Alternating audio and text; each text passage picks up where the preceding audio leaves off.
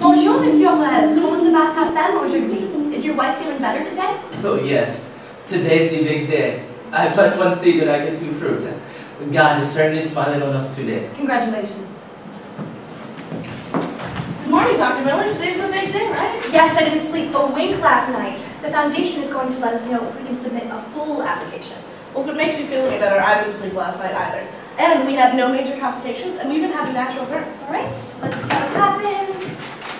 4 in labor and delivery, 2 C-sections, 1 in the ER. Would someone please answer that? Bonjour, les anges de clinique de pitié. Dr. Miller ici. Dr. Miller, I'll take that. Bonjour, les anges de clinique de pitié pour la France. Dr. Miller, it's the Barrington Foundation.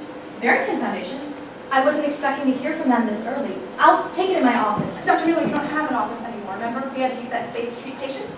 Well, I'll take it in my new office then.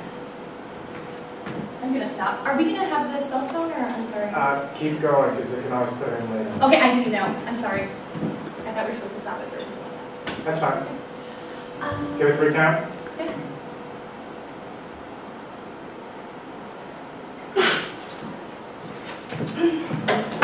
Hello, Dr. Miller here. Yes, thank you. That's wonderful news. I'm sorry? Well, we are a humble operation and we do our best to serve any and everyone who needs our care. Our primary focus is young, expectant mothers who don't have other access to proper medical treatment. But in reality, most of the pregnancies we see range from difficult to traumatic labor. Excuse me? I have to say I'm a little confused. You all approached us to submit an application and now we're not good enough? I was under the impression, as you know, we're not equipped to handle that level of care without additional services. That's why we're applying for the grant? I see. Well, thank you. I appreciate you giving us the opportunity to strengthen the proposal. We'll make those adjustments and have it back to you right away. Thank you. Well, I'm not sure what happened to us being the perfect applicants for the grant to us suddenly having major shortcomings in our healthy birth outcomes. Dr. Miller, you're needed. it's all right, I'll take it. Thank you. Oui, bonjour. Je voudrais parler avec Monsieur Thomas Bonton. Yes, I can hold. All right. This is Dr. Jeanne Miller at Angels of Mercy Clinic. Would you please have him call me immediately? Tell him it's an emergency. Thank you. Well, are we going to get the $2.5 million grant they promised us? They want us to tweak the proposal. I thought we were shooting. What happened? Well, that was before we were ranked second to lowest in healthy birth outcomes. We are a full-service facility. If we get this grant, we could become one. What part about needing the money do they not get? I knew biting off more than we could chew was going to come back to haunt us. Jen, you can't think that way. You've always managed to work miracles. This community needs you. You've been here for 10 years. You're the only white person that they trust. If we leave now, then we're just like every other white savior who came while the getting was good, and when the money ran out, they left because they couldn't handle it.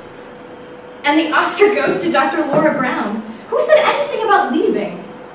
Oh, I just watched The Last King of Scotland last night, and the doctor in that movie was a total jerk. You're nothing like him. Thank you. So what are we going to do? Well, we're going to adapt and survive. If we don't, then we will have to close our doors. Most of the women we see come from families with limited resources. We all know that healthy birth index is directly related to socioeconomic status. But no one gives a damn about poor Black Haitians. If we can shift our services to show that the majority of the women we see come from strong nuclear families, or at least families with 2 parents in the home, then we can make the case that we can dramatically improve our numbers by serving those women who don't have that kind of support.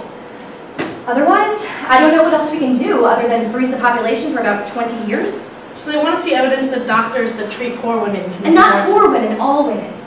Right, they want to see evidence that we can do more to reduce the number of difficult pregnancies. That doesn't make any sense. How are we going to do that by treating more women with difficult pregnancies? We can help create a support community that focuses on the mother's health during pregnancy. They already have a support system in place, but we can't track the outcomes of that system. But If we can create an environment that's safe and that only focuses on their individual needs as women, I know we can bring those numbers down.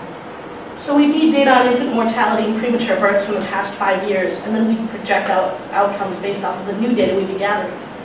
How are we going to do that? We don't have any more money for any program. The good old-fashioned way, by talking to people. We'll go door to door, room to room if we have to. We tell them the truth. We let them know that we need them just as much as we think they need us. Well, if anyone can make this happen, it's definitely you. I'd like to think that we had a little help from upstairs. Let's finish this morning's rounds. Mrs. DeRousseau, you're looking better. How do you feel? I feel okay. How is my son? Your baby's going to be fine. I have nurses with him now running a few simple tests to make sure. But the complications from your accident do not appear to have affected his health. Now, you've lost a lot of blood, so you're going to feel weak for a few days, a little more sore than most. But I expect everything will heal up in a day or two. My son. How is he? He's going to be fine. Will I still be able to have children? Technically, I'm not supposed to say anything, but you'll absolutely be able to have more children. You're a healthy young woman. You'll bounce back in no time. Merci Dieu. Merci Dieu. Is there anything I can do for you? You know, I am a little hungry. That I can help with.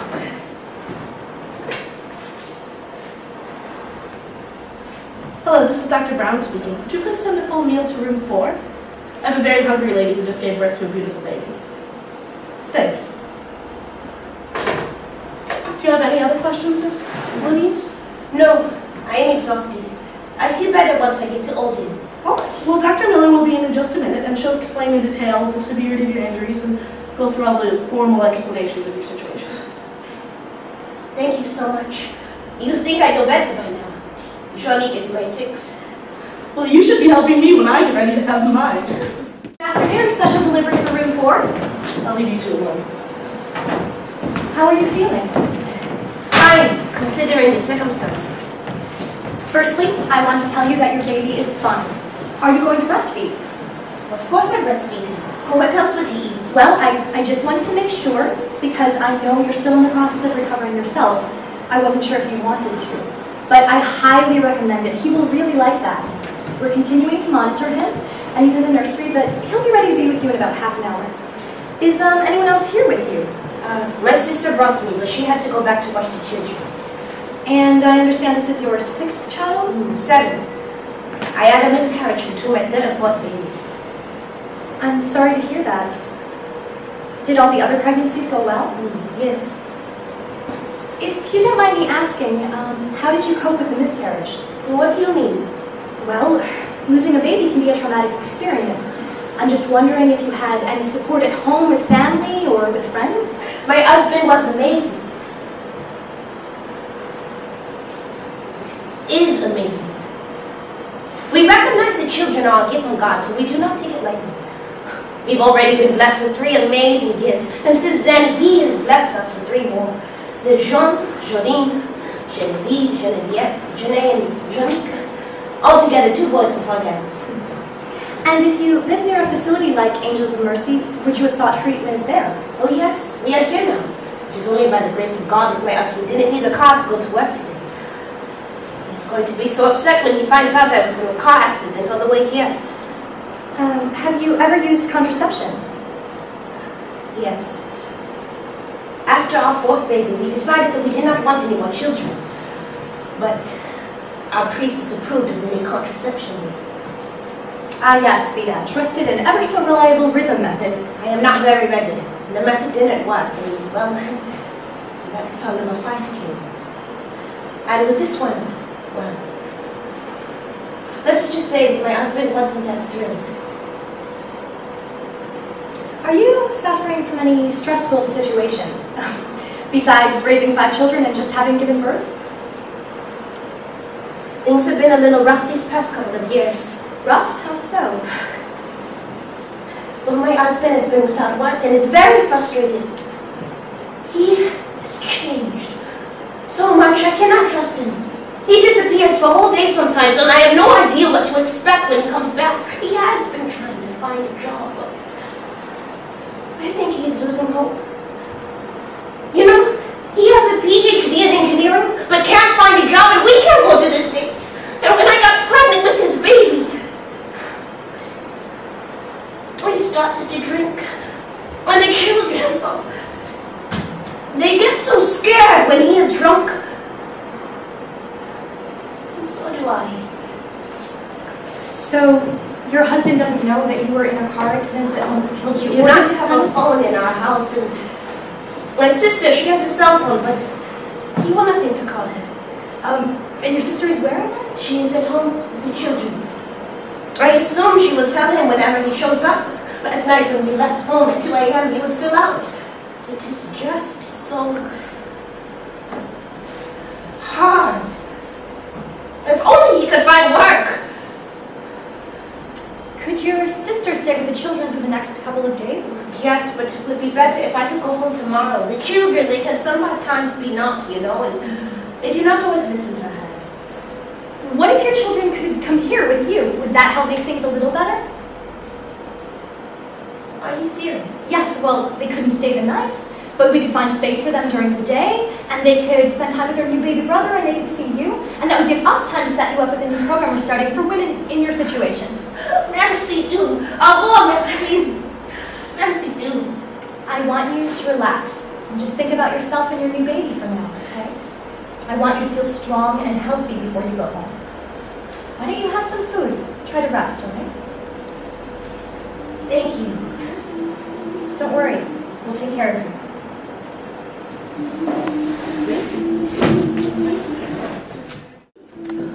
She's amazing, isn't she? Yes, she's exactly the kind of person we need to kick off our new program. Go ahead and insert an IUD for her. Excuse me? Lenny's. She doesn't have insurance, and other forms of contraception or getting her tubes tied are out of the question. But she needs our help, so I'm authorizing you to give her an IUD. Okay, I'll go grab the consent forms. No, don't. Just do this one. But I could have sworn she was Catholic and I pretty much extended the IUD. Trust me, this woman doesn't need any more children in her current situation. Well, is there next of kin to help her make this decision? Yes, but he's somewhere drunk. He doesn't even know that she had the child or that she was in an accident that almost killed her. Trust me, we're doing her a favor. She doesn't have the means to support the children she already has, much less bring more mouths to feed into the world. That doesn't mean we shouldn't ask her about putting something into her body. Please don't tell me this has anything to do with your new pet project. It's not for you to play God. She's a devout Catholic, so are you. Yes, I am Catholic, and under normal circumstances I wouldn't choose this, but this isn't a normal circumstance. For me, my faith instructs me to respect life, including the life that's already here. Don't we have a responsibility to respect her choice on how she wants to live that life? That's exactly what I'm doing. I'm trying to help her live her life to the fullest.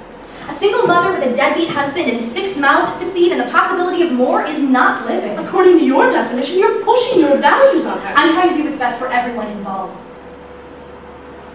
I don't see why we can't just tell her. It's not her that concerns me. I completely disagree. Have you talked to that woman? Really spend some time with her. Get to know her story. Step outside of your perfect little bubble and see what these women have to deal with every day of their lives. Wake up, Dr. Brown. That's the reason we're here, to help these women. I was just trying to... Dr. Brown, you're a young, bright doctor, but sometimes incredibly naive. If this bothers you that much, have her make a follow-up appointment in a couple of months. You can always remove the IUD then if she doesn't want it.